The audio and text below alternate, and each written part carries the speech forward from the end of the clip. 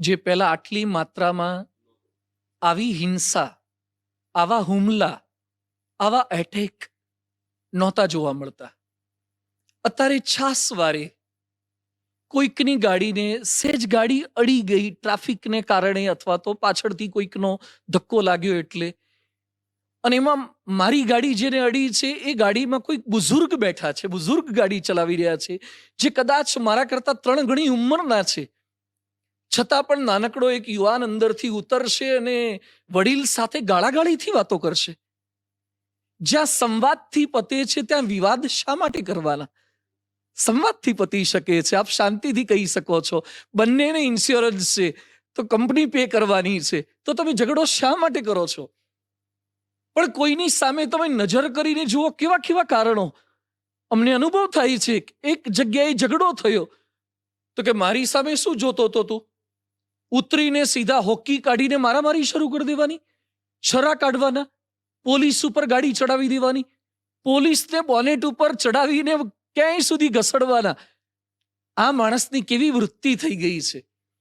આનું કારણ મને એ લાગે છે કે ઇનપુટ એવું છે ને એટલે આઉટપુટ આવું આવી રહ્યું છે. Social media, TV channel, OTT platforms, serials, films. આજકાલ ફિલ્મ્સમાં, વિડીયો ગેમ્સમાં પણ સતત ફાયરિંગ, શૂટિંગ, ક્રાઇમ, ગાળાગાળી, મારામારી આ લગભગ બતાવવામાં આવે છે. સાચી વાત. નો ડાઉટ કેટલીક ફિલ્મો સારી છે, કેટલીક સિરિયલ સારી છે, પ્લેટફોર્મ પણ સારા છે, પણ ક્યારેક આવું ખરાબ આવે છે અને એ ખરાબ જાણે અજાણે પણ બાળપણથી જ બાળકો વિડીયો ગેમ રમતા હોય ત્યારે સતત એને આ જ ચાલ્યા કરે છે. શૂટિંગ કરવું છે, મારવા છે, ઉડાડવા છે, અને જેટલા વધારને મારે એટલા એને પોઈન્ટ્સ મળે છે. મેળામાં જવું છે તો પણ બંદૂક ખરીદવી છે, એને ઉડાડવા છે, મારે આ કરવું છે. આ બાળપણથી જ ઘૂસવા લાગ્યું છે. મારે તારવા છે, બીજાને ઉગારવા છે, બીજાને મદદરૂપ થવું છે. એવી ગેમ ડિઝાઇન કરવામાં નથી આવતી, પણ વધારે પોઈન્ટ્સ જે બીજાને મારી શકે એને પોઈન્ટ્સ મળે છે. એમ ધીમે ધીમે કરતા મોબાઈલમાંથી આવી જાય છે, ઓન ફિલ્ડ આવી જાય છે, ઓન રોડ આવી જાય છે, અને હમ ભી કિસી સે કમ નહીં હે. એટલે કોઈક સેજ બોલ્યા કે ભાઈ ગાડી ધીમે ચલાવો, તો બોલી જ ન શકાય. અમારી સંતોની ગાડીને પણ ધમકી આપનારા, અમારી સંતોની ગાડીને પણ ધીમે સાઈડમાં ચલાવો, અમારે સ્પીડમાં ચલાવી છે, જગ્યા નહીં મળે, અમારું અહીંયા છે કંઈ કાર્યક્રમ છે, એટલું ગાળાગાળી કરી બેસે, એટલું મારામારી કરી બેસે છે લોકો. પણ આ બહુ જ ખરાબ વસ્તુ છે. આનો જન્મ થયો છે ફિલ્મોનું કલ્ચર જોઈને. ફિલ્મોમાં એ બતાવવા માટે હોય છે, એ રીલ લાઈફ છે, રિયલ લાઈફ નથી.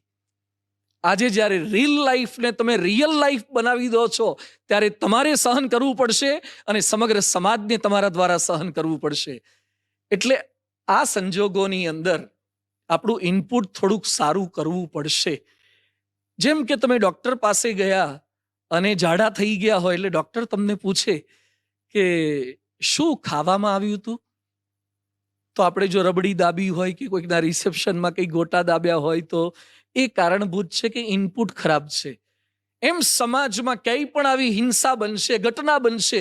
જેમ સુરતમાં એક છોકરાએ એક દીકરીનું ગળું કાપી નાખ્યું હતું, અમદાવાદમાં એક વ્યક્તિએ ગાડી ચલાવીને 8-9 લોકોને મારી નાખ્યા હતા. આ બધાના મૂળમાં જજો. સુરતની કોર્ટે ડિક્લેર કર્યું કે એ લોકો જે જોઈ રહ્યા છે એમાં થોડો ફેરફાર કરવો પડશે, નહીં તો આવી ઘટનાઓ અટકશે નહીં, બંધ થશે નહીં. એને યોગ્ય સરકારી કાયદા મુજબની સજાઓ પણ થવી જોઈએ, તો જ આનું પ્રમાણ શાસ્તા વગર. અમેરિકામાં બધા જ સારા છે એટલે ગાડી સારી ચલાવે છે એવું નથી. ત્યાં ટિકિટો બહુ મળે છે અને કાયદાનું પાલન જબરજસ્ત કરવું પડે છે. કલામ સાહેબે નોંધ્યું છે કે ભારતનો જ વ્યક્તિ જ્યારે અમેરિકામાં જાય કે સિંગાપુરમાં જાય કે દુબઈમાં જાય ત્યારે એકદમ ગાડી સરસ ચલાવે છે, અથવા તો અનુશાસનમાં વર્તે છે, થૂકતો નથી, પિચકારી મારતો નથી. એ જ વ્યક્તિ ભારતમાં પ્રવેશ કરે ને પાછો કેમ દુરાચારી બની જાય છે, કેમ નિયમમાં નથી રહેતો? કારણ કે ત્યાં શાસન વ્યવસ્થા ખૂબ કડક છે અને એનું પાલન પૂર્ણ વ્યવસ્થામાં કરાવવામાં આવે છે. એટલે આપે પ્રશ્ન જે પૂછ્યો કે નાની નાની બાબતમાં સેન્સેટિવ થઈ જવું, છરી ચલાવી દેવી, બંદૂક ચલાવી દેવી, એકના 500 રૂપિયા આપવાના બાકી હોય ને 500 રૂપિયા પેલો વ્યક્તિ ના આપતો હોય ને 3-4 મિત્રો ભેગા થઈ જાય અને એને મારી નાખે, તો આ ઘટનાઓ બહુ જ ખરાબ ભવિષ્યનો સંદેશ આપી રહી છે, બહુ ખરાબ ભવિષ્યનો સંદેશ આપી રહી છે. આપણે થોડાક સહનશીલ થવું જોઈએ. કોઈક બોલી જાય તો એને સહન કરતા શીખવું જોઈએ, કોઈક ખખડાવી જાય તો એને સહન કરતા શીખવું જોઈએ, તરત ક્રોધ ન કરી દેવો જોઈએ.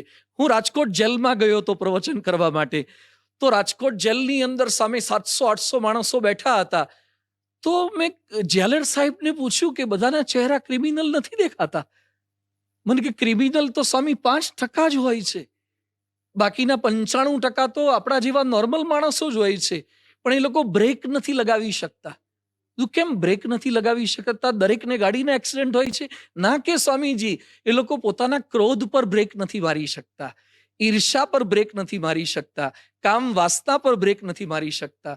કોઈક રૂપવાન સ્ત્રીને જોઈને તમારું મન ચલાયમાન થાય તો બહુ તમારી ભૂલ નથી, પણ તમે શારીરિક ભૂલ કરી બેસો છો, એ તમે બ્રેક નથી લગાવી શકતા. ક્યાંક તમારું ધાર્યું ન થાય તો મનમાં થોડાક સમસમી જવાય, એ થોડીક ભૂલ છે, પણ માનસિક ભૂલ છે. પણ તમે કોઈકને એટેક કરી દો છો, એ તમારી મોટી ભૂલ છે. એટલે સાધુ કે ગૃહસ્થ, દરેકને વિચાર તો ક્યારેક સ્વભાવના આવતા હોય છે, પણ સાધુ એ સ્વભાવને કંટ્રોલ કરી શકે છે. જ્યારે જે વ્યક્તિ સાધના નથી કરતો, ભગવાનના સાનિધ્યમાં નથી રહેતો, સત્સંગમાં નથી રહેતો, એ પોતાના સ્વભાવને કંટ્રોલ કરી શકતો નથી ને સ્વભાવનો ગુલામ બનીને જીવે છે. સ્કૂલ કોલેજોના સ્ટ્રક્ચર બદલાતા ગયા, આધુનિક બોર્ડ આવતા ગયા, ડિજિટલ બોર્ડ આવતા ગયા, આઈપેડ લઈને સ્કૂલોમાં જતા ગયા. મંડે ટુ ફ્રાઈડેના ડ્રેસ જુદા, સેટરડેના ડ્રેસ જુદા, નાચવાના ડ્રેસ જુદા, સ્પોર્ટ્સના ડ્રેસ જુદા, ફીસ લાખોમાં ફીસ, બધું જ બદલાઈ ગયું. પણ સાથે સંસ્કારો બદલાવાની કોઈ પ્રક્રિયા થઈ ખરી? ગુજરાતી માધ્યમમાંથી ઇંગ્લિશ માધ્યમમાં આવી ગયા, ગુજરાતમાં રહેનારા છોકરાઓ ફ્રેન્ચ અને જર્મન શીખવા લાગ્યા, ભાષાઓનું જ્ઞાન વધ્યું, તમારી પાસે સ્પોર્ટ્સનું કદાચ જ્ઞાન વધ્યું, પણ જીવન જીવવાની વિદ્યા શીખ્યા ખરા? તમે નવરાત્રિમાં બીજી વ્યક્તિઓ સાથે સ્ટેપ લેતા શીખી ગયા, પણ તમારા પરિવારના સભ્યો સાથે પગ કેમ માંડવા, પગલા કેમ માંડવા, એ શીખી શકતા નથી. તો પહેલું કારણ છે કે અભ્યાસક્રમમાં ક્યાંક થોડી ખોટ છે. અભ્યાસક્રમમાં જે જીવન નિર્વાહની વિદ્યા અને જીવન ઉદ્ધારની વિદ્યા, બે પ્રકારની વિદ્યાઓ છે. જે સર્ટિફિકેટો અત્યારે આપણને એન્જિનિયરિંગ પછી, મેડિસિન પછી, બીએસસી પછી, બીસીએ પછી, બીબીએ પછી આપવામાં આવે છે, એ જીવન નિર્વાહ કરાવી શકશે, પણ અધ્યાત્મ દ્વારા જે સર્ટિફિકેટો આપવામાં આવે છે, જીવન ઉદ્ધાર કરાવી શકે. બહુ સાચી વાત છે. પહેલી પેઢીમાં ગ્રંથો હતા, ખાલી અભ્યાસના પુસ્તકો નહોતા. બહુ સાચી વાત છે. અભ્યાસના પુસ્તકોમાં વૈષ્ણવ વજન તો હતું, મૈત્રી ભાવનું પવિત્ર ઝરણું હતું, આ બધી કવિતાઓ હતી, એ મુખપાઠ કરાવવામાં આવતી હતી. હવે તો ભાર વગરનું ભણતર, હવે તો લેસન આપવું નથી. મને ખ્યાલ છે કે અમે સ્કૂલમાં ભણતા ત્યારે એક એક ઝાડ કે એક એક છોડ અમને આપવામાં આવતા હતા અને આપણે એને પાણી પાવાનું હતું. મને ખ્યાલ છે કે શિક્ષકોના કેટલાક કામ આપણે કરવાના થતા હતા, સ્કૂલમાં સફાઈ કરવાની થતી હતી, સેવાના સદગુણ શીખવાડવામાં આવતા હતા. આજે અમારા દીકરાને ફીસ ભરીએ છીએ અને તમે સ્કૂલમાં કામ કેમ કરાવો છો? એ કામ નથી, એ સ્વાવલંબનના સંસ્કારો છે.